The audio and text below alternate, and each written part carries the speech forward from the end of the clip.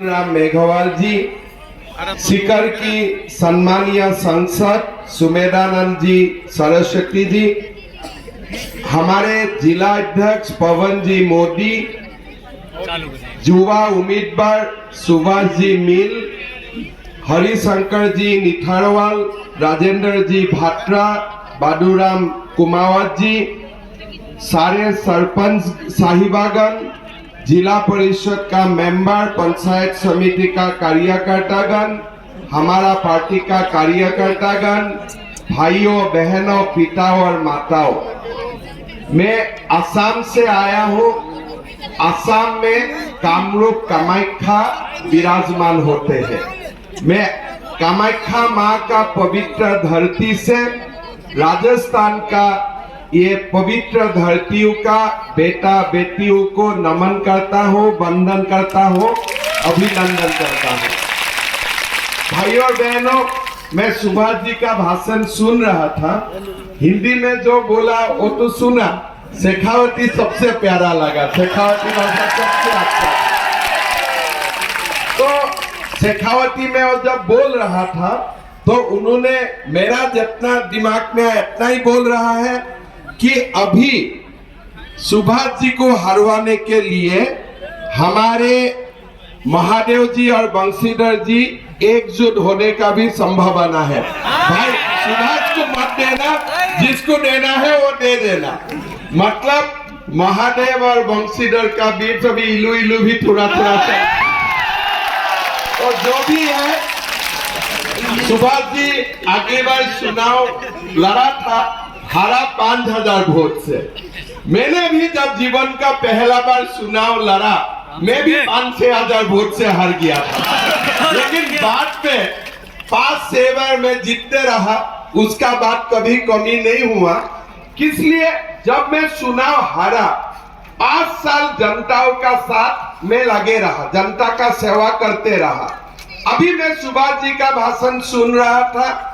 चुनाव हारने का बाद भी पूरा 5 साल सुभाष जी आप लोगों का, खंडेला क्षेत्र का लोगों का सेवा में जुटे रहे, और इसलिए मैं मानता हूं कि आप लोग सब सुभाष जी को वोट भी देगा, जिताएगा, और आगे के लिए एक बड़ा नेता भी खंडेला से आप लोग तैयार करेगा, ऐसा मेरा विश्वास है। भाइयों और बहनों, सुभाष जी और मेरा बीच में और एक संबंध है। वो भी कांग्रेस में था, हम भी कांग्रेस में थे।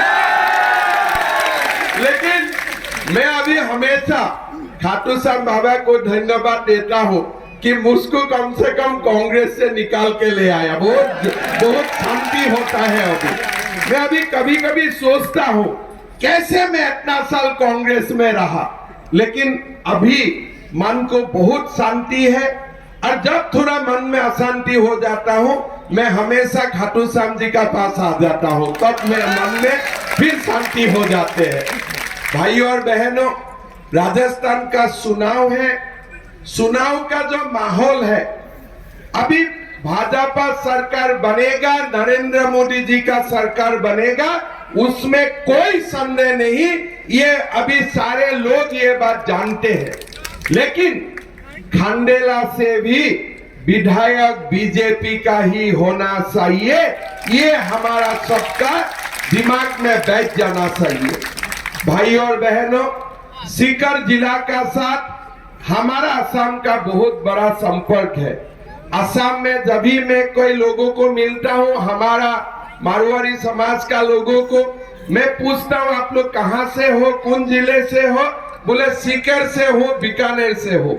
मतलब सीकर का साथ हमारा एक बहुत बड़ा संबंध है। अभी असम में सारे लोग खुश हैं, और आप लोगों को भी हम निमंत्रण करूंगा, कभी असम में आइए, माँ कामाख्या का दर्शन कीजिए और सारे लोगों को एक बार मिलिए। आप लोगों को अच्छा लगेगा, खुशी लगेगा।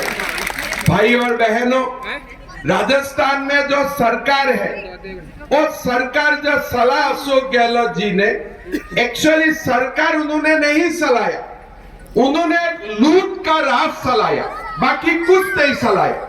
भाई और बहनों, मैंने जब राजस्थान का बारे में थोड़ा स्टडी करने का कोशिश किया, राजस्थान एक बहुत बड़ा प्रदेश है और हमारा जो असम प्रदेश है राजस्थान से बहुत छोटा प्रदेश है। 1/3 हमारा राजस्थान से असम 1/3 है। लेकिन आप देख सकते हो आज अगर असम में हमारा बीजेपी का सरकार खाली 98 रुपीज में पेट्रोल दे सकता है तो अशोक गहलोत जी आप लोगों से 108 रुपया पेट्रोल का कीमत क्यों लेते हैं?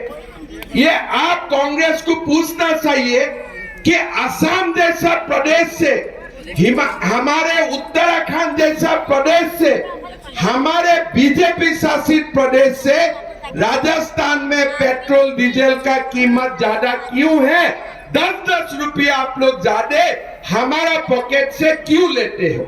हमारा राजस्थान में जो इलेक्ट्रिसिटी का जो आप लोग जो बिल देते हो उससे भी असम का लोग कम बिजली का बिल देते हैं।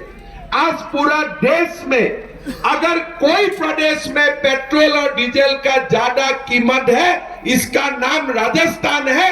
किसलिए? अशोक गहलोत जी गरीब से पैसा लूट के अपना खजाना बढ़वाने के लिए सोचता है। लेकिन हमारा नरेंद्र मोदी जी का पूरा की पूरा डायरेक्शन है कि बीजेपी शासित प्रदेश में इलेक्ट्रिसिटी का, बिजली का दर भी सबसे कम होना पड़ेगा, पेट्रोल का दर भी सबसे कम होना पड़ेगा, डीजल का दाम भी सबसे कम होना पड़ेगा। भाई और बहनों, अभी राजस्थान कभी हम सब जानते हो ये वीरों का भूमि है, लेकिन अभी राजस्थान में क्या हो रहा है? कोई भी नौकरी देने का एग्जाम होते हैं तुरंत पेपर लीक हो जाते हैं। हमारे गरीब लोगों को, मध्यम वर्ग का लोगों को सरकारी नौकरी नहीं मिलता है, पेपर लीक हो जाता है, बार बार पेपर लीक हो जाते हैं। हमारा जो असम में बीजेपी सरकार नहीं थे, कांग्रेस सरकार था, हमारा भी वहां में हर बार पेपर लीक हो जाते थे। हमारा सरकार आया, हमें पब्लिक सर्विस कमीशन का चेयरमैन को पहले अरेस्ट कर दिया। आज 5 साल हम उनको जेल के अंदर रखा हो कि भाई गरीब लोगों को और युवा और अनएम्प्लॉयड लोगों का साथ आप गद्दारी नहीं कर सकते हो। भाई और बहनों, बीजेपी सरकार का आपको यह आश्वास है कि राजस्थान में जब बीजेपी का सरकार बनेगा, पेपर लीक तो दूर, हमारा सारे युवा युवतियों को हम मेरिट का आधार में नियुक्ति दूंगा। कोई भी पेपर लीक करने के लिए दुस्साहस करेगा, उनका ठिकाना जेल के अंदर होगा। ये मैं आपको दावा के साथ बोल सकता हूँ। भाई और बहनों, राजस्थान में पेपर लीक होता है, साथ साथ में महिलाओं का ऊपर अत्याचार के लिए आज राजस्थान नंबर 1 बन चुका है।